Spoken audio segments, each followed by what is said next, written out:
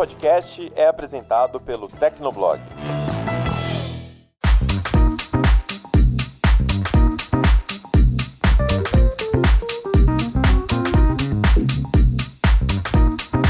Olá, ouvinte! Seja bem-vindo! Está começando mais um episódio do Tecnocast. Eu sou o Thiago Mobilon. Eu sou o Paulo Riga. E eu sou a Ana Marques. 2020 foi um ano completamente atípico e antecipou a adoção de tecnologias em várias áreas. Um dos segmentos que mais sentiu essa mudança foi o de comércio online, que registrou um crescimento expressivo em volume de vendas. Hoje a gente bate um papo com Luiz Vergueiro, ele é diretor logístico da ABCom, Associação Brasileira de Comércio Eletrônico, e nos conta os desafios enfrentados pelo setor. Aguenta aí que a gente já começa.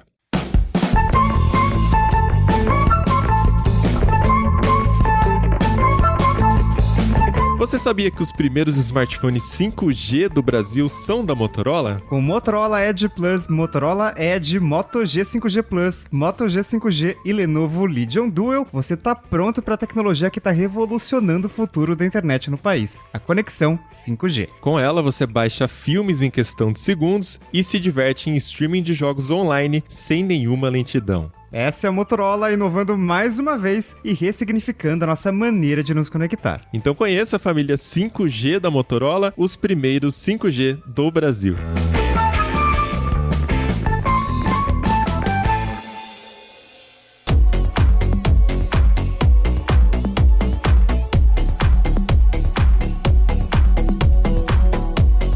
Em janeiro de 2020, o Estadão publicou uma matéria que falava sobre a fatia do e-commerce com relação a todas as vendas, né, de varejo. E eles deram alguns números interessantes para a época, né? Por exemplo, a participação do e-commerce aqui no Brasil era de apenas 4 ou 5% em relação ao bolo total. E é um número que era bem baixo já. Na China, na época, esse número era de 30%. No Reino Unido já era de 18%. E nos Estados Unidos de 11%. E naquela matéria, a gente tinha opinião ali de dois especialistas do setor, o Carlos Coutinho, de uma consultoria chamada PwC Brasil, dizia que nos últimos 4 anos o varejo online mais do que dobrou e que nos próximos 5 anos ele deveria triplicar. E Eduardo Terra, da Sociedade Brasileira de Varejo Online, acreditava no número um pouquinho mais conservador, que o varejo online ia dobrar nos próximos 4 anos. E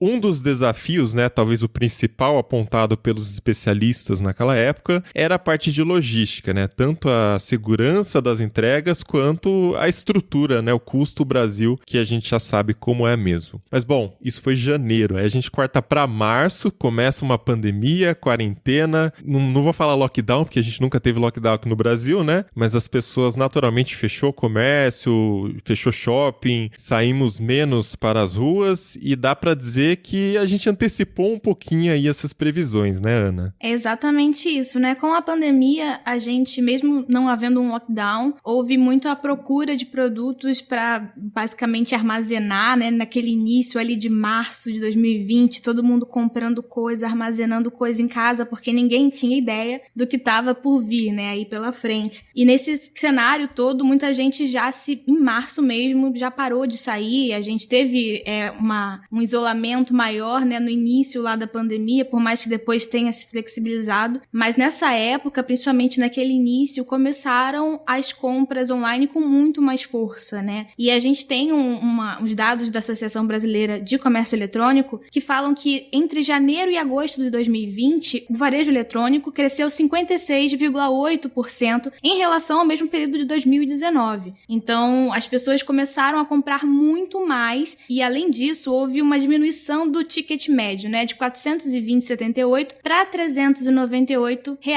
E isso quer dizer, mais ou menos, que o valor médio ali dos produtos comprados abaixou durante esse período, né, de janeiro a agosto de 2020. E aí, como se justifica isso? Bom, as pessoas pararam de comprar somente esses produtões, né, digamos assim, televisão, notebook, as coisas mais caras, celulares, pela internet, começaram a comprar também itens mais básicos, itens de casa. Desde culpa do Paulo Riga isso aí, comprando Durex pela Amazon. Tá forçando a estatística pra baixo, hein, Riga? Esse movimento aí já vem de bem antes. Inclusive, essa história do Felipe Ventura baixar o valor médio do Pix, de tantas transferências de 1 centavo, na real eu tô baixando o valor do ticket médio do comércio eletrônico há muito tempo. Aí. Inclusive, meu sabão tá chegando amanhã. Frete grátis. Eu também. Eu comprei sabão essa semana. Aliás, mercado eu tenho feito só pela internet, qualquer coisa de casa. Eu tô há 1 ano nessa. E, bom, apesar desse valor de ticket médio, né, ter diminuído um pouco, a gente vê um enorme aumento, né, no número de transações. Então, a gente teve 65,7% mais transações nesse período. Isso no Brasil, né? Se a gente for olhar para os Estados Unidos, o consumo online subiu 44%, né, mas ainda representa só 1/5 do total. E nos Estados Unidos, o lockdown aconteceu em algumas cidades bem pontuais, então, como os estados ali têm mais autonomia, também foi algo meio parecido que com o Brasil, né? No Brasil, a gente teve até algumas cidades que fizeram mesmo, não pode, tem restringir a circulação e é isso aí. Outras fingiram que fizeram lockdown, mas não fizeram e ficou um negócio mais aberto. Inclusive, teve uma época que as lojas estavam fechadas, assim, e hoje não, né, uma coisa, parece que é pra fechar, mas se não fechar também não tem problema, então tá meio que, depois de 1 ano, o pessoal meio que tocou foda-se, isso é muito triste, porque tá acontecendo no pior momento, né, a gente tá vendo essa curva de casos e a curva de mortes subindo todo dia, então é um negócio meio desesperador. Mas essa questão do ticket médio cair tem a ver com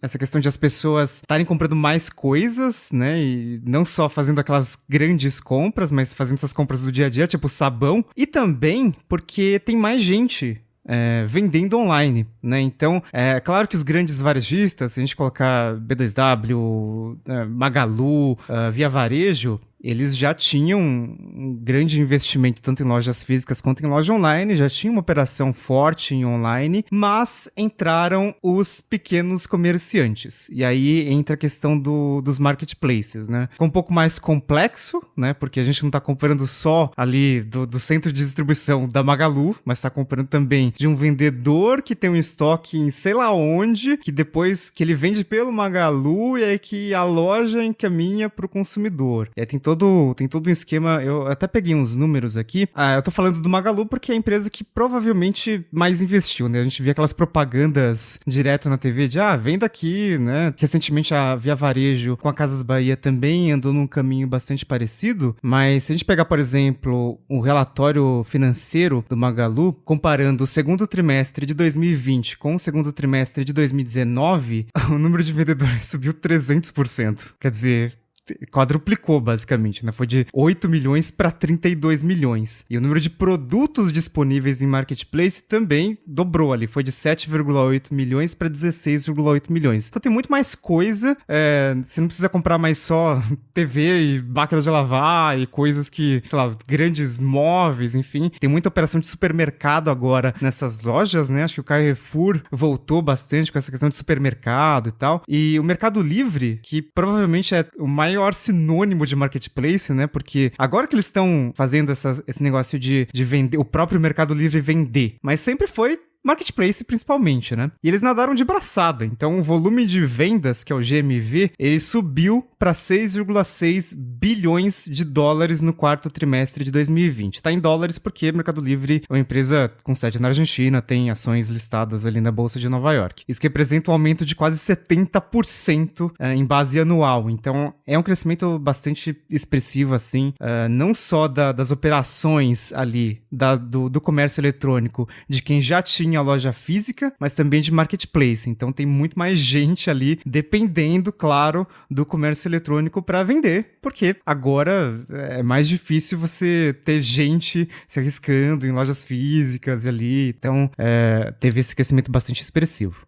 Eu acho que a gente também tem que falar sobre o investimento, né, que essas empresas vêm fazendo no marketplace. Então, se antes a gente tinha todo aquele problema em diferenciar o que está vendendo pelo marketplace, o que é realmente da empresa, digamos assim, de uma Americanas, né? O que é marketplace, o que é realmente da Lojas Americanas, a entrega é feita por quem? Então, toda essa preocupação, ela também entrou nos investimentos das empresas. Então, a gente viu a Via Varejo nesse último último ano de 2020 investindo em novas soluções logísticas, né? Agora, no início de 2021, a Via Varejo, ela anunciou que o Envias, né, o sistema deles, que já era para as lojas maiores, Casas Bahias, né? Então, ela vai chegar também ao Marketplace. Isso ainda não está funcionando, a questão do entrega no dia seguinte, né? Esse modelo. De acordo com o Daniel Fernandes, diretor de logística da Via Varejo, eles vão implementar esse sistema Fulfillment também para o Marketplace a partir do Q3, né, desse ano, 2021. Então, as empresas elas estão com uma maior preocupação logística também para o Marketplace, até porque as reclamações chegam para as empresas também, né, não só para os sellers, né, os menores que estão ali vendendo no Marketplace, mas chegam para as empresas que hospedam toda essa galera. Então, se você parar para pensar, muito mais gente está entrando nesse mercado agora, está entrando na questão da compra online, muito mais gente não entendia ainda como é que funcionava isso, e muita gente ainda não entende como é que funciona a questão do Marketplace, né, no ponto de vista do consumidor mesmo. Então, é uma preocupação que as empresas têm que ter para elas continuarem mantendo sua reputação no online. Porque muita gente vai ali pensando, eu vou comprar porque é nas Americanas, então ela tem aquela autoridade, né, do físico, vou comprar porque é nas Casas Bahia, no Ponto Frio. Então tem aquela lembrança, né? Principalmente a galera que não era tão nativa digital assim. Então as empresas elas têm que começar a cuidar de como é que fica o meu nome, né? Com as lojas de Marketplace, nesse espaço online, onde mais gente está chegando e mais gente ainda não faz essa diferenciação, não consegue distinguir o que é Marketplace e o que é da própria loja, né? E nesse ponto o Mercado Livre também vem se posicionando muito bem nos últimos anos, né? Com a consolidação do Mercado Pago, eles dão ali uma garantia, se você compra o produto com um clique, se você não gosta do produto, você não precisa nem falar com o vendedor, você já abre o chamado ali, gera etiqueta e devolve o produto, né? E gera etiqueta pelo próprio Mercado Envios, né? A estrutura do Mercado Livre de logística. Em 2019, o Mercado Envios era utilizado em 68% das entregas. E no ano passado já esse número subiu para 79%, né? Então o Mercado Livre havia essa previsão de investir 4 bilhões em 2020. Em 2021 a previsão já é de investir 10 bilhões, né? Então aí o maior player do e-commerce aqui no Brasil também tem uma preocupação muito grande com a questão das entregas e da segurança do consumidor. Até para quem já comprou na Amazon, que costuma ser uma referência quando a questão é atendimento, né? Não gostei do produto, veio a versão errada. É muito fácil você entrar lá no site, gerar etiqueta, você não fala com ninguém, em 1 minuto clicou, você já gera e já posta o produto de volta. Então é legal ver como até em Marketplace já é possível ter essa experiência também, e isso traz essa segurança, né? Você realmente não pensa, vou comprar aqui, se não for legal, eu devolvo e tá tudo certo também. E esse esquema de fulfillment, né, que os vendedores terceiros podem armazenar o seu estoque ali no centro de distribuição das lojas, fez com que muitas delas ampliassem, né, abrissem armazéns para armazenar todas as encomendas ali. Então o Mercado Livre foi um exemplo, a Amazon também. Faz alguns Tecnocasts que eu reclamo que a expansão da Amazon no Brasil é um negócio meio, 5 anos depois, só isso que tem no Brasil, né? Mas eles expandiram também. As duas empresas, tanto o Mercado Livre quanto a Amazon, isso é legal, eles abriram centros de distribuição fora do Sudeste também, o que é muito importante, né? Porque a gente sempre, assim, aqui em São Paulo, pelo menos, na capital, faz pelo menos uns 3 anos que a gente tem uma facilidade de, se você pagar mais, você consegue dar compra pro dia seguinte. E hoje a gente avançou para um esquema em que você pode receber até no mesmo dia, às vezes. E, por exemplo, no Mercado Livre, Mercado Full, você compra ali antes do meio-dia, né? E você recebe ali até o final do dia. Mas principalmente pro norte, que acho que é a região mais complexa em termos de logística, sempre foi muito mais complicado. Então, Mercado Livre, por exemplo, abriu armazém na Bahia e a Amazon em Pernambuco. Então já vai pro Nordeste, já, né, sai um pouco desse negócio de ficar abrindo só em Cajamar, que é uma cidade que tem, sei lá, quantos...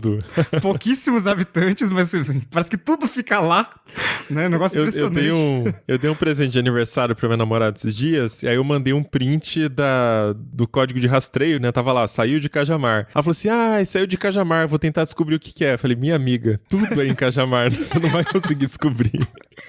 Tem 77 mil habitantes em Cajamar, gente. Pra quem é de São Paulo, isso é bem... É uma cidade bem pequena, mas não só armazéns, mas tem fábricas lá também. Então, assim, é uma cidade que abriga muitos centros de distribuição. E é engraçado que, muitas vezes, esse pessoal de Cajamar, quem mora lá, não tem acesso a um frete tão rápido quanto o pessoal da capital. Esse negócio muito louco, assim. Aliás, teve alguns sinais desse aumento da demanda pelo comércio eletrônico, né? Lá pro meio do ano passado, já tava vendo notícia de que tava faltando plástico e papelão pra embalar os produtos, porque, né, você tem que embalar os produtos, chegar direitinho ali. A Amazon aprendeu, inclusive, a enviar líquidos corretamente nessa pandemia. Antes, tipo, chegava, sei lá, comprava desinfetante, às vezes vinha um negócio meio... A caixa vinha meio molhada por dentro, um negócio meio tosco, assim. Agora, eles embalam bem o produto com plástico ali pra não ter nenhum problema de vazamento. Então, melhorou isso no meio da pandemia. Significa que eles aprenderam no meio desse processo aí que não é fácil. Inclusive, passei a me incomodar com tanto de papelão e plástico que eu deixo ali do lado do lixo reciclável, porque as embalagens às vezes são grandes e não cabem no lixo. Não vou deixar no lixo, eu deixo do lado ali. E aí começava a empilhar umas caixas. Gente, eu tô consumindo muito, muito papel. E o outro sinal é que tem muitas vans circulando na rua para fazer as entregas. E são vans não escrito ali Sedex, mas escrito Magalu, escrito Mercado Livre, que é uma coisa que, putz, sei lá, 3 anos era impensável. Uma loja, sério, com van pra fazer essa entrega de última milha aqui, né? Porque, assim, de centro de distribuição pra centro de distribuição, acho que até ok, né? Faz tempo. Mas direto pro consumidor, assim, com transportadora própria e tal, era mais complicado e tá acontecendo, assim. E com uma frequência que eu não esperava. O Mercado Livre, no caso, comprou até aviões, então acho que van de última milha até de boa, né? Eu vi muito esse lance das vans do Mercado Livre aqui no meu condomínio. A população geral é mais idosa, assim, sabe? Tem a galera mais idosa. Muita gente mais velha morando aqui. E eu nunca tinha visto, antes de 2020, uma galera, essa questão das vans entrando aqui, deixando encomenda. E agora é assim, 2 vezes por semana eu vejo a vanzinha lá. Na verdade, não é nem uma vanzinha, é um carro meio com tipo esses fiorinos da vida, com uma coisinha amarela do Mercado Livre entregando encomenda. Então, assim, é realmente algo que a gente consegue perceber o aumento, né? E a gente vê que, não sou só eu que tô aqui comprando, não sou só eu que... tô ligado em tech, mas todo mundo tá tendo que se virar. E o Mercado Livre, ele tá expandindo de uma forma, né? Porque antigamente eu via, não sei se eu compro no Mercado Livre, porque, sei lá, vai que tem golpe, não sei o quê. E a gente... É até legal falar sobre isso também, porque sim, às vezes a gente vê aí uma hora ou outra a questão do golpe, da segurança, né? De aumento de golpe de galera que compra pela internet, até porque tem mais gente que não entende muito. Mas, ao mesmo tempo, você vê que mais gente tá se arriscando e comprando mesmo, porque não tem pra onde correr. Basicamente, é isso ou não compra, ou porque não tem como sair de casa. Principalmente a galera mais velha, né, que tá seguindo direitinho as instruções. Então, realmente é um cenário que mudou bastante no último ano. Deixa eu perguntar aqui, vocês já caíram em golpes de marketplace? Eu não, minha mãe já. Teve uma época que ela vendia... Ela fazia cestas, né, de café da manhã, e ela vendia pelo Mercado Livre. Isso há muito tempo. Minha mãe é pioneira. Minha mãe é pioneiríssima. Minha mãe e meu pai são muito... Eles... Caramba! Como funciona a entrega disso?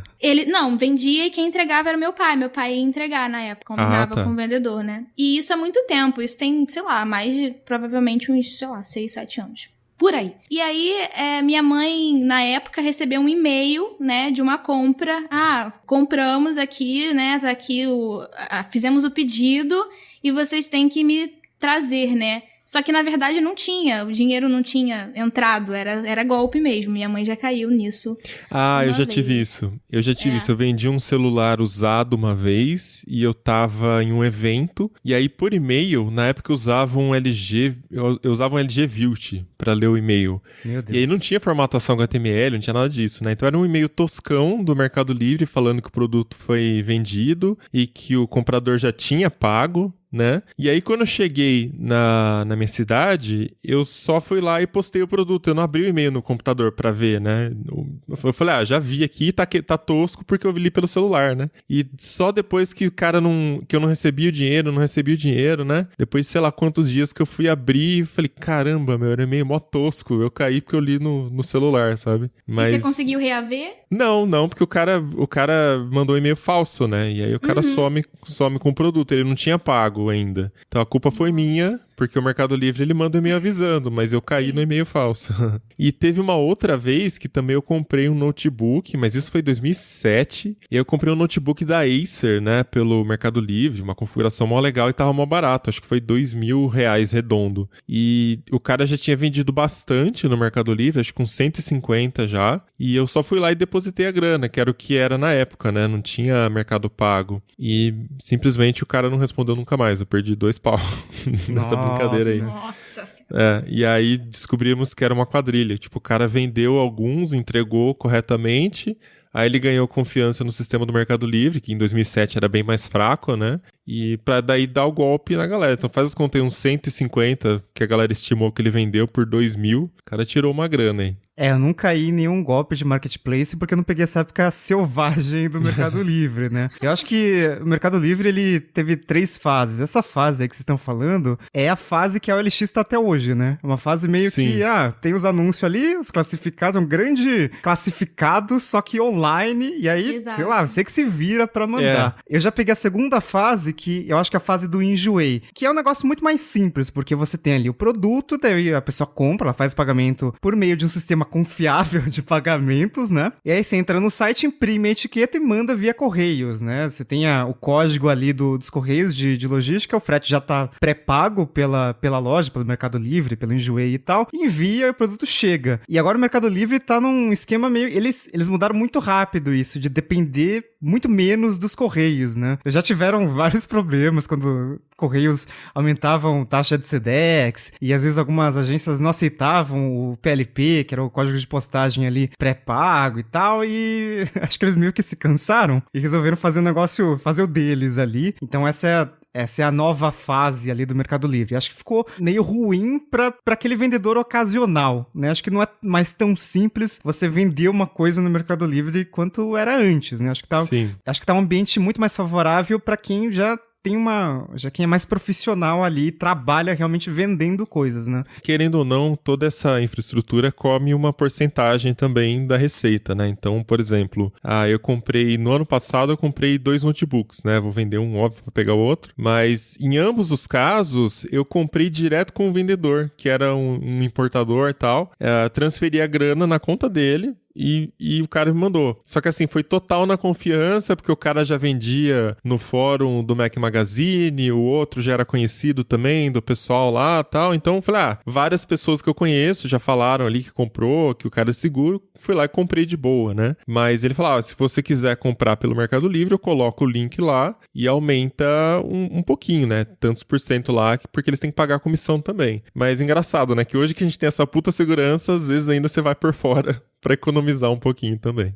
Mas aí foram 2 casos de produtos grandes, né? Que geralmente você já compra online mesmo. Eu, pelo menos, é difícil ir numa loja e falar assim, deixa eu escolher aqui e comprar. Eu escolho online e compro online do melhor vendedor, fornecedor, etc. Mas fora isso, eu queria saber, assim, do hábito de vocês, do comportamento pré-pandemia, o que mudou, né? O que vocês conseguem enxergar que agora vocês estão mais dependentes do online? Ou vocês pensam primeiro em falar, deixa eu comprar aqui pela internet, e antes vocês iam numa loja, no shopping, no mercado, sei lá. Olha, eu já falei que eu compro sabão líquido pela Amazon, né? Então, já comprava muitas coisas pequenas fora do varejo físico. Supermercado sempre foi algo mais complicado pra mim. Então, alguns tipos de produtos, por exemplo, bebidas, eu compro direto no site do supermercado. E aí, chega dali a 1 dia ou 2 dias, ou às vezes, se tiver ali a opção Express, eu compro pro mesmo dia e beleza, tem o frete ali, mas se for uma compra maior, aí não tem tanto problema, dá uma diluída ali naquele custo. Mas tem um aplicativo que muitas pessoas usaram mais durante a pandemia e eu não consegui,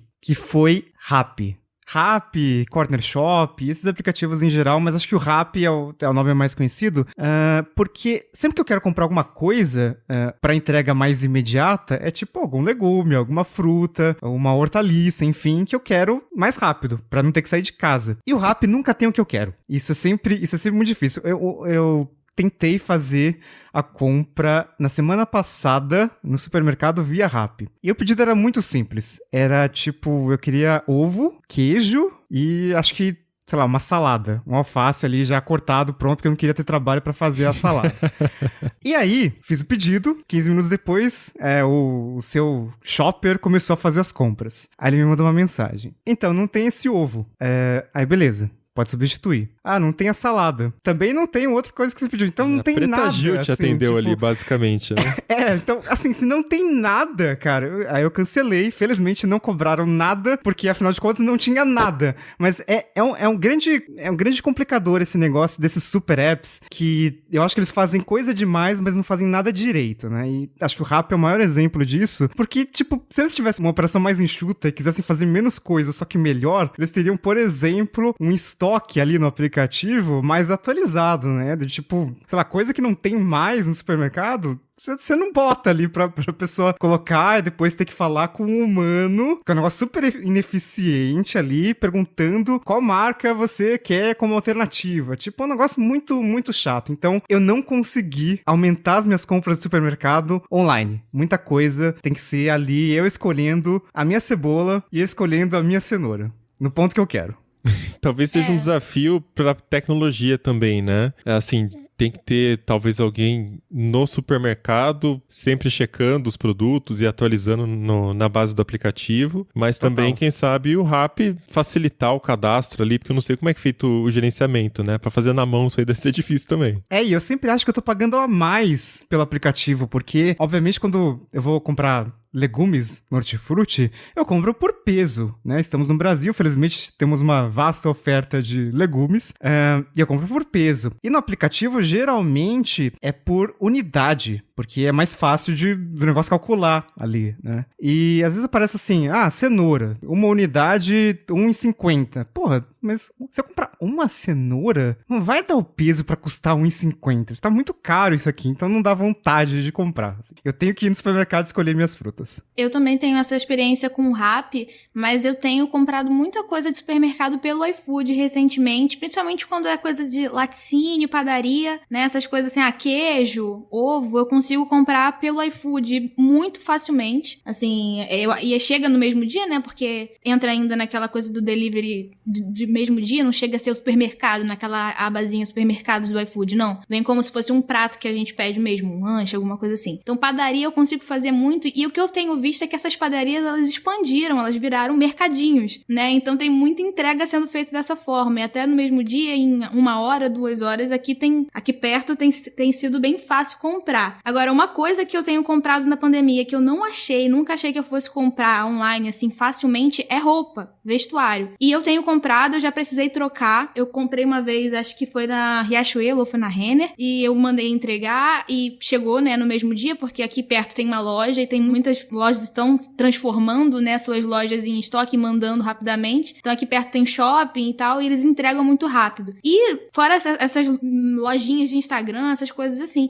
E eu tenho tido uma experiência boa, principalmente pra troca, né? Geralmente, não deu certo, a roupa não ficou boa. Tanto no estorno do tipo assim, não quero, não ficou boa e estornar, quanto no fato de, manda outro tamanho e chegar na mesma semana. Então isso tem sido uma coisa bem, bem positiva, que eu nunca achei que fosse acontecer no online assim tão rapidamente, porque sempre foi uma coisa, roupa é aquela coisa, você tem que experimentar. Aí no futuro você imagina os hologramas lá, você botando a roupa e tal, tecnologia, etc e tal. Mas hoje, isso pensando no ano passado, né, 2020, 2021, não tá pronto, não vou ter essa boa experiência. E não tá sendo tão ruim assim, sabe? Pelo menos eles estão eficientes na logística, né? No entregar, no retirar, sabe? Tudo isso tem sido bem rápido, pelo menos na minha experiência. O iPhone já tem o lidar, né? Então acho que é só questão de tempo até alguém pegar isso e começar a fazer aí pra mapear também pra roupas. Eu também tenho essa experiência de comprar roupa, mas acho que pra mim é um pouco mais fácil, né, Ana? Porque pra mim é camiseta e sei lá, né? É camiseta, é M, eu compro sempre M e acabou, né? Só ver a estampa. Meu armário também não é difícil, não. Meu armário é assim, um monte de roupa preta, um monte de blusa preta. Tipo, não é uma coisa que eu preciso provar, sabe? É uma camiseta, beleza, já compro um kit ali e dura 2 anos, porque eu odeio comprar roupa. E eu tenho comprado de tudo também, meia, cueca, tudo que eu preciso eu compro online. E bebida também tenho achado mais fácil comprar pela internet, né? Vinho principalmente, porque você tem a oportunidade de ler a opinião de quem já comprou vinho, que conhece o rótulo, com o que aquele rótulo vai harmonizar, tal. Então acho que é mais fácil também. Mas eu percebi que dependendo do produto, às vezes chega e eu tenho essa dificuldade de enxergar o produto, a qualidade do produto, né? Por exemplo, eu tô usando nesse momento um estante um suporte de microfone, né? Bem simplesinho e tal, mas quando eu procuro no Marketplace, só tem esse modelo. Né, todos ali na faixa dos R$30 e parece que é o mesmo fornecedor da China que entrega pra todo mundo e todo mundo vende igual, né? Então você fala, é só o que tem, eu vou comprar. E aí dá aquela surpresa de chegar e ver que é um produto muito leve, plástico, sabe? Uma qualidade que, se eu tivesse presencialmente, eu veria e falar, não tá bom, né? Não é o suficiente pro que eu quero. E eu percebi que, em muitos casos, eu simplesmente fico com o produto, eu não devolvo, né? Acho que tem aquela preguiça de ter que gerar etiqueta, embalar o produto, levar no correio, então muitas vezes eu acabo ficando com o produto mesmo, né, por conta desse motivo. A não ser quando o produto é um pouco mais caro, aí vale a pena ter o trabalho de devolver, né, mas quando é barato assim, eu penso que vai ser prejuízo pra mim e também pro vendedor, então acabo deixando assim mesmo. Outra coisa que pra mim é complicado, mas eu fui forçado a me adaptar, é pedir comida. Toda semana eu tinha um almoço ou um jantar especial ali, uma vez na semana e tal. Comer alguma coisa diferente, alguma coisa no restaurante melhor ali e tal. E agora eu tenho que pedir online, principalmente agora que tá tudo fechado, né? Agora não pode abrir realmente pro jantar. E aí eu aprendi que no delivery, primeiro, é impossível a batata frita vir crocante. Nunca consegui essa façanha. Verdade. Dizem, tem uma marca aí que diz que conseguiu fazer uma batata frita que fique crocante no delivery, mas até agora não consegui nenhum restaurante que use essa marca, porque sempre vem negócio todo murcho e oleoso, fica horrível. E a segunda questão é que, aparentemente, acertar o ponto da massa e mandar por delivery também é impossível. Tipo, nunca vai vir uma massa al dente, sempre vai vir uma massa meio... Sabe, aquela massa meio passada ali. Igual a gente comia quando criança, com aqueles espaguete número 5 feito com massa de ovo e tal. E ficava naquele negócio meio... Se requentava no outro dia. Aí ficava um negócio todo... Então, tipo, no delivery é mais ou menos isso. É bem difícil ter uma massa no ponto certo. Nhoque impossível. Então, assim, a experiência... dificilmente vai ser a mesma de um restaurante físico. Tá difícil o delivery competir com essa experiência. E a gente fica com alguns traumas também, né, no delivery, do tipo, pedi uma vez e veio assim, medo de arriscar e pedir de novo. Eu tive Covid, então meu paladar ficou meio alterado, até hoje ele é meio alterado, né. E aí, tem vezes que eu pedi, sei lá, um espaguete à bolonhesa, né, digamos, e aí... Quando você tá num lugar físico, você sente o cheiro daquilo, você te estimula, sabe, a pedir, etc. Quando você tá no delivery, você fica imaginando o cheiro que tava na sua cabeça, é aquele gosto, é aquele cheiro, a comida vai vir assim. E aí chega pra você e não era aquilo que você imaginava, ainda mais pra mim agora que mudou tudo pra lá. É culpa da Covid. E aí você fica, cara, o trauma, e agora? Onde eu vou pedir? Eu não vou pedir de novo. Mas é a comida ou é o restaurante? Sabe? Tem uns traumas que a gente fica...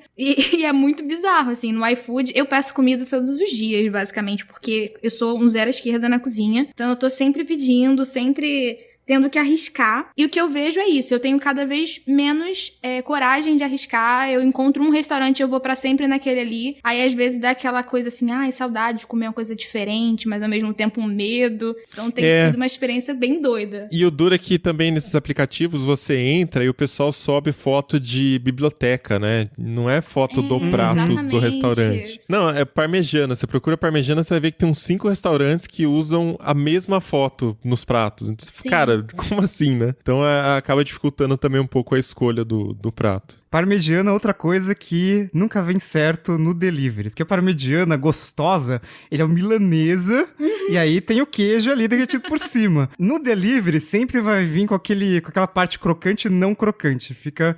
E é uma coisa que, esse negócio de delivery, quando você pede hambúrguer, o acompanhamento mais óbvio ali é batata frita. Cara, parei de querer pedir batata frita por delivery. Porque então, batata congelada e fácil eu mesmo, Eu foda-se. peço, sei lá, onion, qualquer coisa assim, e não vai. Batata frita não dá mais. Bom, tô ficando com fome com esse papo aqui, mas vamos seguir aqui. A gente conversa agora com Luiz Vergueiro. Ele é diretor logístico da ABECOM, Associação Brasileira de Comércio Eletrônico, e diretor de operações do Mercado Livre. E ele fala com a gente sobre os desafios de logística, né, neste ano tão atípico. Bora lá.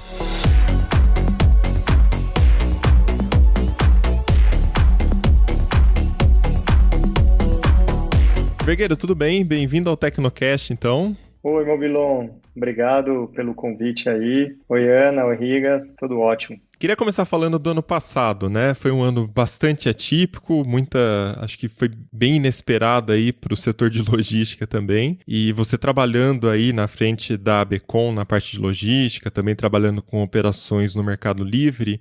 Como foi para vocês, como você viu aí os desafios, os primeiros desafios, quando começaram a falar de quarentena, de fechar as lojas, enfim, como é que foi essa reorganização logística aí? Bom, o que eu vivi, né, nesse começo, né, de 2020 foi realmente um negócio muito incerto, né? Desde o início do ano, a gente já vinha conversando um pouco, né, com os países da Ásia, Sudeste Asiático, né, porque já estavam vivendo, né, um pouco antes do Brasil, né, e da América Latina, né, a pandemia, a condição que isso estava gerando, tanto para o e-commerce como para as questões do trabalho em si, né? E aí, nesse sentido, alguns inputs vinham, mas era sempre ainda uma incerteza, né, do que iria acontecer, né? Então, a gente começou a desenhar como deveria ser, né, o novo modelo de operação, né, dentro de um protocolo muito mais restrito de cuidado, né, questão de uso de máscara, o álcool gel, trabalho por células, né, diminuição, né, dos contatos entre as pessoas no trabalho, né? Porque, de certa forma, a gente não sabia exatamente, né, que tipo de condição que a gente poderia ter para trabalhar. Além disso, veio todo o volume, né, pós-fechamento das lojas físicas, de um consumidor que não estava muito acostumado, né, a comprar no e-commerce, né? E esse volume veio a galope, né? O mercado como um todo sentiu, né, semana por semana, os crescimentos eles eram mais exponenciais aí, né? Eu, como cuido de operações logísticas, muita gente trabalhando e a gente crescendo num ritmo de ampliação de capacidade, né, hora com contratação de gente, hora com contratação ou ampliação de estrutura física para poder atender tanto o processo, né, da armazenagem dos produtos, como também do processo de entrega, né?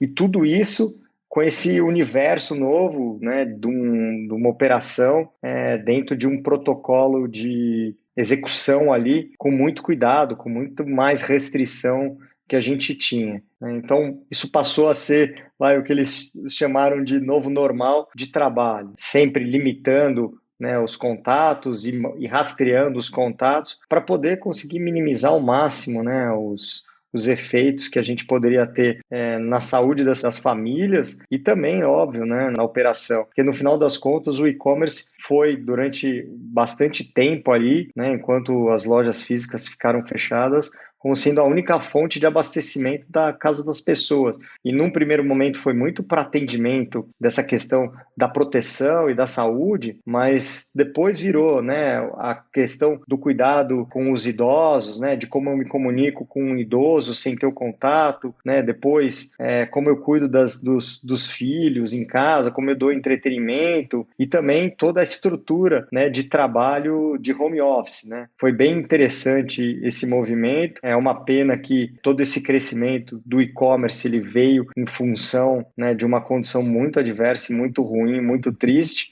mas essa foi, de certa forma, a consequência aí para o crescimento do e-commerce de maneira, né, exponencial e enorme como ela veio, né? Agora, Vergueiro, você comentou aí do comportamento do consumidor, também das grandes lojas. A gente sabe que as gigantes do varejo já vinham investindo bastante em omnichannel, né? Parece que foi mais fácil, porque eles já tinham uma operação montada, tinha uma rede ali de lojas físicas, mas aí a gente chega no pequeno comerciante. Ele não tinha uma presença muito forte no online. Queria entender para você, até porque você tem um cargo muito importante numa empresa que é praticamente sinônimo de marketplace há muito tempo, né? Qual que é o papel do marketplace nesse cenário aí? Já que várias outras grandes lojas aí também investiram, passaram a colocar comerciais de TV, venda na nossa loja ali. Como é que funcionou pro pequeno comerciante também, nesse cenário pandêmico de portas fechadas nas lojas físicas?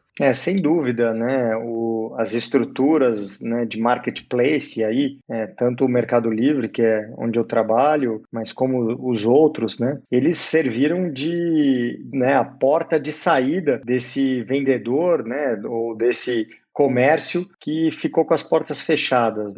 Lógico, a estrutura do Mercado Livre, né, com todo o marketplace que tem, né, e a parcela de mercado, né, super importante que tem, né, para poder atender aí essa população que estava, né, em casa, ele foi um canal de ampliação enorme. E era o canal, digamos, mais simples para aquele comerciante que nunca tinha se digitalizado, digamos assim, e achou, né, no marketplace como a principal saída para ele continuar mantendo o seu negócio, né? E para mim, eu acho que o mais interessante é que, da mesma forma que do lado do consumidor, né, aquele consumidor teve a sua primeira experiência ali no início da pandemia e se tornou um consumidor, né, recorrente, o vendedor também, né? Ele começou a perceber que ele consegue chegar aos seus compradores, aos seus consumidores, de uma maneira talvez muito mais simples e muito mais abrangente, usando essas estruturas e essas plataformas de marketplace. Então, de verdade, assim, eu acho que esse foi um ponto importante do outro lado, né, da cadeia, que é onde está o vendedor, né? Vergueiro, primeiro eu queria que você falasse, assim, considerasse todo esse cenário e você desse o seu parecer. Você acha que o Brasil foi bem, né, na questão logística durante a pandemia? Ou você acha que faltou algo? Você acha que, comparando, né, com os países lá de fora, o que você acha que a gente poderia ter feito ou deixado de fazer, enfim? E depois a gente já entrando na questão das entregas, né? Eu queria entender qual é a importância dos Correios para o Mercado Livre atualmente, e como você considera isso não só para a empresa, mas para toda a questão do comércio eletrônico. E aí, só para um contexto, eu conversei há algumas semanas com o diretor de logística da Via Varejo, que é o Daniel Fernandes, e ele, né, deu a opinião dele que para eles está cada vez menos importante, cada vez menos eles dependem dos Correios. Eles estão até com uma malha logística própria, pensando no marketplace também, né, a partir desse ano. E eu queria entender como é isso no lado do Mercado Livre. Deixa eu te responder a primeira parte da tua pergunta, né, que está relacionada a que as empresas, né, e o e-commerce avançou em termos de logística nesse período da pandemia. É sabido, né, e eu trabalho com logística há mais de 20 anos, né, com e-commerce há quase 10. Logística no Brasil é uma atividade difícil, né? O nosso país é continental, né, a população está distribuída numa faixa enorme, principalmente na parte mais litorânea, mas ela vem avançando para os interiores, né, mas a gente tem localidades que são bastante densas, né, e populosas, que estão mais distantes dos principais centros de origem, né, dos produtos, digamos assim, né, das origens dos embarques. Então, de uma maneira geral, fazer logística no Brasil, ela é uma atividade dura, né, tanto que muitas empresas que vêm de fora, né, e acham que vão conseguir navegar, né, num oceano azul aqui no Brasil, passam por um período de adaptação e de entendimento para poder conseguir fazer. O que eu vi, né, nesse ano de pandemia foi lógico, a logística para atendimento do e-commerce, ela teve que se reinventar no sentido de ganhar capacidade de maneira muito rápida, que sempre foi, né, um esforço muito grande, né? Logística envolve investimento em capital, né, em CAPEX, ali, seja para um warehouse, seja para caminhão em transporte. Então, nesse ano, eu acho que as empresas elas entenderam de que esse processo de conexão com a logística ela precisava acontecer, né? E aí, puxando um pouco do que você falou, né, da Via Varejo, e aí tem outros players de mercado também que estão indo por esse caminho, né, de constituir a sua malha de entrega própria, de ter a sua estrutura dedicada. Então, acho que o ano de 2020 foi muito de constituição, né, e de desagregação de estrutura terceirizadas, né, dessa malha logística, né? E aí, dentro do Mercado Livre, né, a gente vem muito fortemente investindo nessa verticalização da logística, né? Desde as operações de cross-docking, passando pelas operações de fulfillment, que são as operações que eu gerencio, né, e indo até as operações last mile, tendo estruturas, né, de sistema, de estrutura física e de gestão próprias e dedicadas e verticalizadas, né? Eu acho que ainda vai demorar muito tempo para o Brasil conseguir, em termos de logística, fazer, né, as coisas que acontecem ou chegar nos resultados que acontecem, por exemplo, nos Estados Unidos, na China e na Europa, né, na Coreia, porque a gente tem uma demanda forte, né, necessária de infraestrutura e, óbvio, tem também outros temas, né, fiscais e de densidade que a gente precisa avançar. Mas quando a gente fala de infraestrutura no sentido do que o país oferece, né? Qual é a principal diferença, assim, de Brasil para o exterior? Porque quando a gente pensa em malha aqui no Brasil, né? Rodovia, é o que aparece no jornal todo dia. Caminhão atolado na lama, estrada esburacada, caminhão tomba, roubo de carga. Isso aí tudo gera um custo para quem está operando essa logística, né? Seja Mercado Livre, Correios, qualquer outro player do mercado também. E ao longo dos anos, a gente está vendo cada vez mais o aumento do investimento dos varejistas, está na casa dos bilhões já. E esse número já ultrapassou o que o Correio está conseguindo investir, porque é uma empresa que está passando por uma reestruturação, estão discutindo também se vale privatizar, se não privatizar, o que o Correio tem que fazer para se manter competitivo, né? Porque é um fato que os varejistas estão investindo muito nessa parte. Então, qual que é a principal diferença que você enxerga na parte de infra? É estrada decente? São mais aeroportos? Ou são outros modais, tipo trem, cabotagem? Não sei, o que você enxerga de principal diferença aí? A dependência da infraestrutura rodoviária, né, que a gente vive, ela é um problema. As estradas que a gente roda no país, elas são definitivamente uma pequena parcela, né, do restante das estradas. É isso, né? São estradas que são rodovias federais, que são estradas de terra. Então, acho que nesse aspecto é muito o que o Brasil precisa avançar. Mas não só estradas, né? Então, né, você ter estrutura, né, aeroviária e de hidroviária que ajudem, né, a ter custos mais equilibrados, né? Não só você, é claro, você precisa ter a demanda, né, de produtos, você precisa ter densidade para poder justificar essas coisas. E aí eu acho que esse é um pouco do movimento, né, que os varejistas estão fazendo e o Mercado Livre também, que é, eu tenho densidade, né, eu tenho escala para poder chegar em uma determinada região por meus meios próprios. Então, por que não capitalizar isso? Então, esse eu acho que é um pouco do caminho, né, que está todo mundo fazendo. Os Correios é a única empresa, né, de logística que chega em 100%, né, das localidades, né? Inclusive, né, eu tive em Fernando de Noronha recentemente, né, o pessoal realmente compra muito no e-commerce e durante a pandemia comprou mais ainda e eles recebem, né, os seus produtos ou via Correios, agora tem também com a frequência de voos lá um pouco maior, né, Gol, Log chegando, né, Azul também chegando com transporte aéreo, então eles são os únicos que chegam em qualquer lugar. Para mim, assim, os Correios não vão perder importância, talvez o que eles percam é espaço nas regiões onde a densidade populacional ela é tão representativa que as empresas elas podem propriamente fazer as suas entregas, né? Então, o Mercado Livre hoje é o maior cliente dos Correios, mas ele não vai deixar de ser um parceiro para poder fazer as entregas, né? Ele sempre vai ter a sua parcela ali, porque muito possivelmente tem localidades que só eles chegam, ou eles chegam numa condição melhor em prazo e custo do que se fôssemos direto. Mas, Vergueiro, aí surge uma questão, né? Porque a gente sabe dos problemas, das dificuldades de logística em todo o Brasil, e ao mesmo tempo, a gente vê as empresas de comércio eletrônico, e acho que o Mercado Livre foi o destaque do ano passado, a gente até chegou a comentar na retrospectiva, né? Porque investiu centros de distribuição, armazéns, ampliou cross-docking, fulfillment, aí construiu uma frota própria de aviões, que acho que foi o anúncio mais simbólico disso, né? E tudo isso custa muito dinheiro. E ao mesmo tempo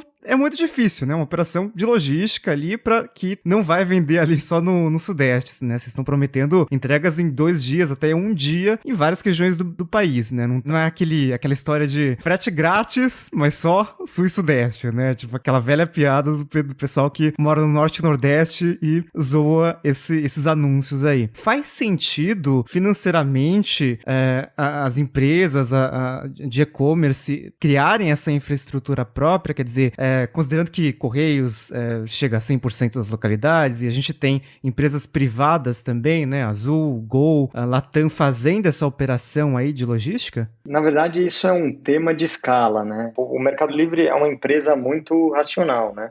No momento em que entendeu-se que o volume que, por exemplo, a gente tem para distribuição, por exemplo, em Fortaleza, ela faz sentido para ter uma rota dedicada, né, de abastecimento, né, daquela localidade em avião, a gente foi lá e constituiu um contrato, né, de atendimento dessa região por meio aéreo, né? E aí, quando você faz isso, você muda de patamar a qualidade de atendimento da região, né? A conta, ela tem que fechar, né? Ela tem que fazer sentido, né, de maneira financeira, né? Não tem muito para onde correr, mas o principal é o quanto que você consegue trazer, né, durante a vida desse comprador, que ele passa a ser um comprador, né, mais frequente, porque ele tem uma qualidade no atendimento melhor, né, ele tem uma experiência muito melhor. Se esse cara se fideliza à tua marca, ao teu produto, né, à tua operação. Esse eu acho que é o principal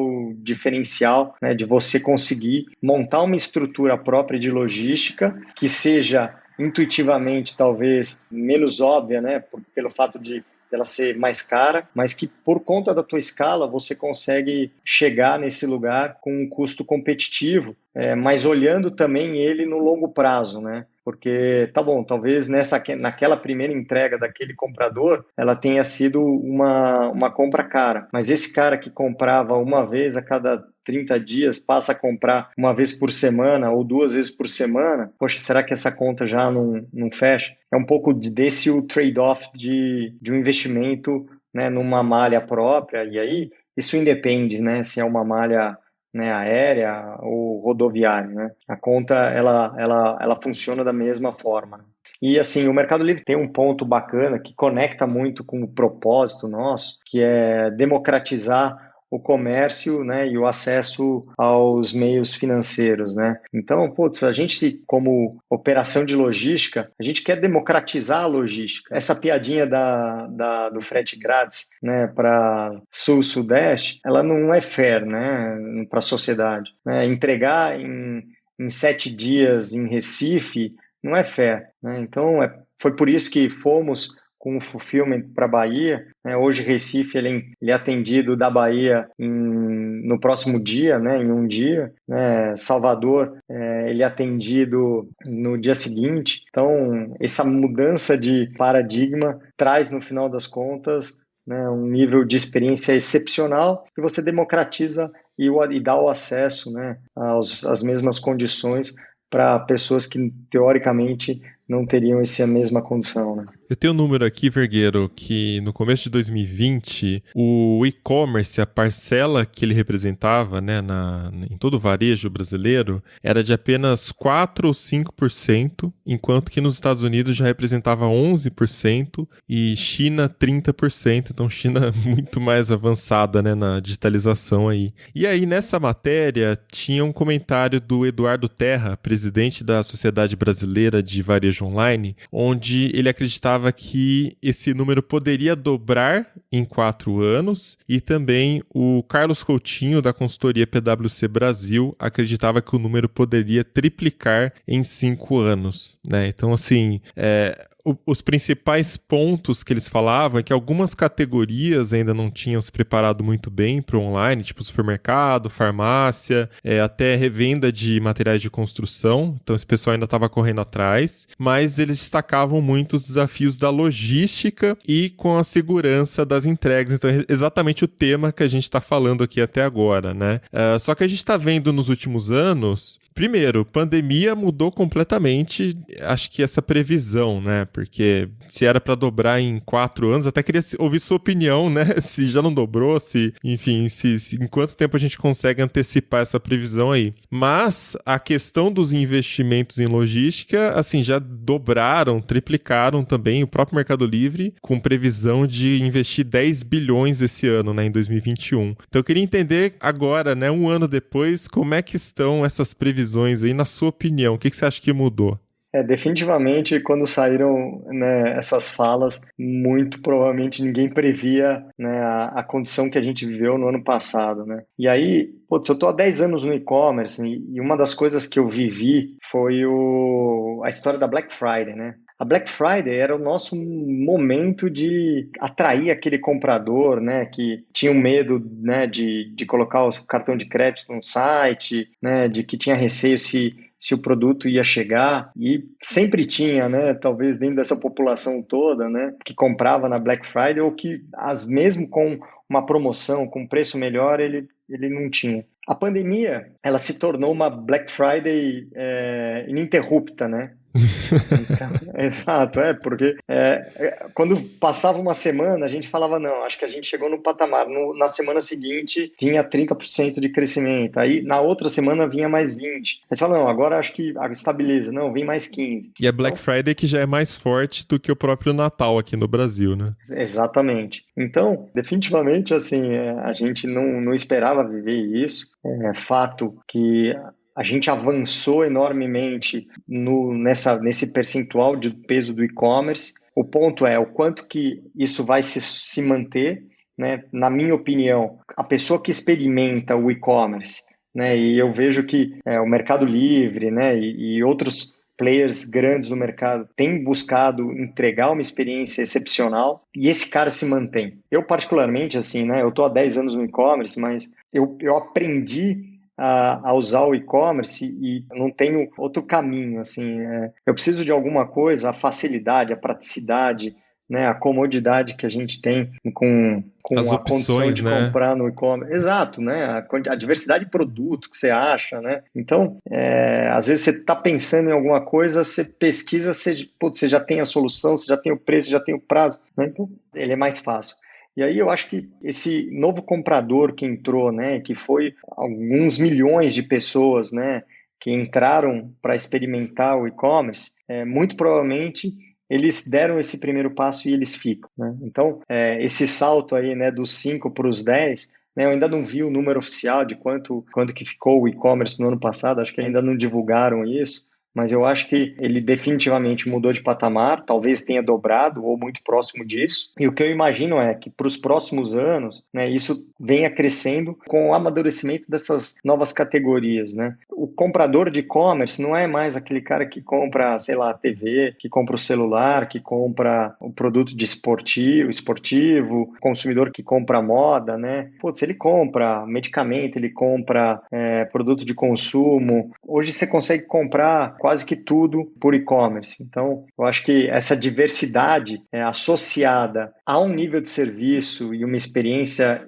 excelente vai manter, né, esse consumidor na condição, né, de comprador recorrente, né? E até é engraçado, né, a gente pensar que os grupos de shopping center, eles têm buscado se conectar muito mais com esse modelo de operação digital, né, de omnichannel, onde, né, a loja de shopping ela passa a ser mais do que um momento de contato com o produto também, mas como um ponto de abastecimento dos consumidores, né, dos compradores online. Então, eu acho que a gente tem um caminho muito grande, né? Eu brinco nas palestras que eu dou, nas apresentações que eu faço, né? Que, lógico, a gente está muito distante ainda, né? Do que é a China, né? Quando você pega a densidade populacional da China, né? É um país também continental como o Brasil, mas a densidade populacional está muito na faixa litorânea, né? Então, você tem uma parcela enorme da população que ocupa uma área menor, né, do território, que é um pouco diferente do Brasil. E densidade facilita muito, né, a logística. Então, eu acho que, definitivamente, a logística é a próxima fronteira, né? Apesar de que tem algumas questões ainda com pagamentos, né, e segurança que envolve, né, a decisão de compra, mas chegar rápido na casa do consumidor, né, oferecer essa experiência é o diferencial. Então, é isso que todos nós estamos buscando, os profissionais de logística de e-commerce. Vergueiro, você acha que... eu vou botar 2 cenários aqui para você. A gente, antes da pandemia, tínhamos aquelas lojas como Casas Bahia, Ponto Frio, que são as lojas que já eram físicas, consolidadas, e elas já estavam no processo ali de transação, indo para o digital, que obviamente foi muito acelerado pela pandemia, mas elas já tinham suas lojas físicas, e nesse momento de lockdown, né, que não foi necessariamente um lockdown mesmo, mas de isolamento, de restrições, essas lojas físicas se transformaram em centro de distribuição. E por outro lado, a gente tinha as plataformas como o Mercado Livre, que já eram online completamente e tinham centros de distribuição voltados, né, para essas entregas mais rápidas e tal. Você acha que existe vantagem de algum lado? Por exemplo, as marcas que já tinham essas lojas físicas abertas e elas transformaram em CD, você acha que elas tinham uma vantagem no sentido de, de repente essa loja já está posicionada mais para o interior, ou mais perto do consumidor, e aí elas chegavam mais rápido agora? Ou você acha que não, que as plataformas online elas já estavam saindo na frente? Como é que você avalia esse cenário? Eu acho que ambos os casos, né, você desenhou aí na tua explicação basicamente 2 modelos, né? Um modelo onde você tem o estoque descentralizado, mais próximo do consumidor, e um outro modelo onde você tem um estoque centralizado, um pouco mais distante, mas você está concentrado no único ponto. Eu acho que ambas as soluções elas têm vantagens e desvantagens, e um fator que faz uma diferença é a escala para ambos os casos. No caso onde você tem as lojas físicas e elas viram hubs de estoque, você tem uma vantagem enorme, que é você estar muito mais próximo de um comprador, né? Então, você tem, por exemplo, sei lá, uma loja física em Sobral, né, no Ceará, no interior do Ceará, certamente você vai chegar no mesmo dia ou no próximo dia na casa do consumidor. Se ele comprar um determinado produto, sei lá, Samsung, Galaxy, eu não sei direito quais são os modelos, mas um produto que seja um produto, né, classe A em termos de volume de venda. Mas se você precisar comprar um produto do long tail, né, que são aqueles produtos que têm um giro muito mais baixo, certamente esse produto ele vai ter que sair de um estoque centralizado, ou muito provavelmente você não vai ter ele na loja. E se você tiver produtos, por exemplo, que tem validade, você vai ter esse produto espalhado em diversas lojas, e eventualmente você pode ter, se você não tiver um controle muito grande, né, de estoque e venda, você pode ter prejuízo com o produto vencendo. Essas são as suas vantagens e suas desvantagens desse cenário. Óbvio que o quanto mais rápido você conectar o seu central, que tem uma variedade muito maior de produto, com a ponta, mais chance você tem de oferecer uma melhor experiência para o comprador. Do outro lado, nesse segundo desenho, que é um desenho que se aproxima mais do que o Mercado Livre está fazendo hoje, você ter CDs grandes, onde você centraliza um portfólio enorme de produtos e você vai chegar num comprador lá em Sobral num prazo maior do que você chegaria se tivesse uma loja física ali. Por outro lado, você consegue chegar com uma diversidade muito maior de produto. E o que o Mercado Livre faz especificamente é conectar essas duas pontas, né? A operação de last mile, que fica ali em Sobral, com o fulfillment, por exemplo, que está localizado em Louveira, de uma maneira muito rápida, que pode ser por um transporte aéreo ou, eventualmente, por um transporte rodoviário dedicado. Esse é um pouco dessa diferença de modelos. ambas têm prós e contras, né? Toda a parte de real estate, né? Um CD, ele tem um custo fixo proporcional mais barato do que um custo fixo de uma loja física, porque certamente ela vai estar num ponto onde o aluguel é mais caro. Então, acho que tem um pouco desse viés aí nesses dois modelos que você desenhou. Eu queria pontuar a questão dos pagamentos, Vergueiro, já que você citou ali por cima. No meio dessa pandemia, a gente também teve Pix, né, que acho que foi lançado em tempo recorde pelo Banco Central e várias fintechs adotando isso também. Queria entender, assim, vendo de fora, com a minha visão de fora, eu entendo que o Pix é algo mais inclusivo, né? Ele não depende de uma empresa oferecer crédito ali para a pessoa, e também me parece algo mais eficiente do que, por exemplo, o débito online, que eu acho que é uma coisa que nunca foi adotada aí em larga escala no varejo online. Queria entender o que isso muda, por exemplo, para o Mercado Livre, vocês pretendem adotar? Como é que funciona o Pix no varejo, nesse cenário aí que teve uma adoção bastante rápida do Pix? Acho que as pessoas entenderam o que é isso e como funciona, né? Eu não sei se você é o usuário, né, adepto do Pix, mas eu já incorporei o Pix na minha vida, né? Ele vira até um motivo de negociação ali, porque o crédito ele é imediato nos finais de semana, né, a qualquer hora. Quando a gente fala de logística, ele tem um papel extremamente importante, né? Uma parcela grande da população ainda paga por boleto. E o boleto ele tem um processo, né, de compensação demorado, que ele acontece por batelada e que, de certa forma, esse processamento de boleto ele te gera uma que a gente chama de serrote, né, nas curvas de volume. Os boletos, por exemplo, que são pagados nos finais de semana, eles são compensados na madrugada da segunda-feira e eles têm um impacto num volume, né, de pedidos ali a serem processados na terça-feira. Então, com a possibilidade de você fazer o pagamento, por exemplo, de um boleto a Pix, pode ser esse processamento ele fica imediato. Ou você substitui o pagamento do cartão de crédito com o Pix, ele fica, né, também de imediato, como é a grande maioria ali, né, eliminando os processos de controle de fraude ou qualquer outro tipo de cheque que precisa ser feito intermediário. Então, eu particularmente eu vejo o Pix como uma solução excepcional.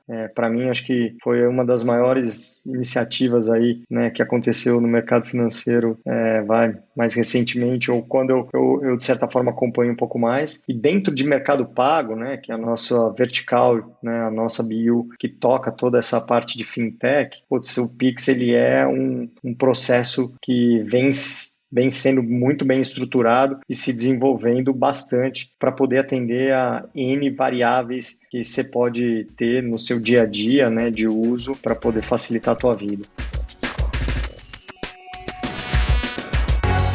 Então é isso, vamos chegando ao final de mais episódio do Tecnocast. E aí, conta pra gente como ficaram seus hábitos durante a pandemia, né, com relação a compras online. O que mudou, o que vocês passaram a comprar online, e conta também se vocês devem ou não voltar a comprar nas lojas, né? A minha mãe, inclusive, essa semana criou uma conta no Mercado Livre pra comprar uma xícara. E ela veio me mostrar aqui o aplicativo, então acho que mudou um pouquinho pra geral aí. Manda pra gente seus comentários lá na comunidade.tecnoblog.net ou comenta pelo Twitter também, só marcar @Tecnocast. E se quiser continuar o papo com a gente, em todas as redes, eu sou @Mobilon, @Paulo Riga. E só me procurar lá no perfil do Tecnoblog, Ana Marques. Maravilha, esse episódio vai ficando por aqui e voltamos com outro semana que vem. Até lá. Tchau. Valeu!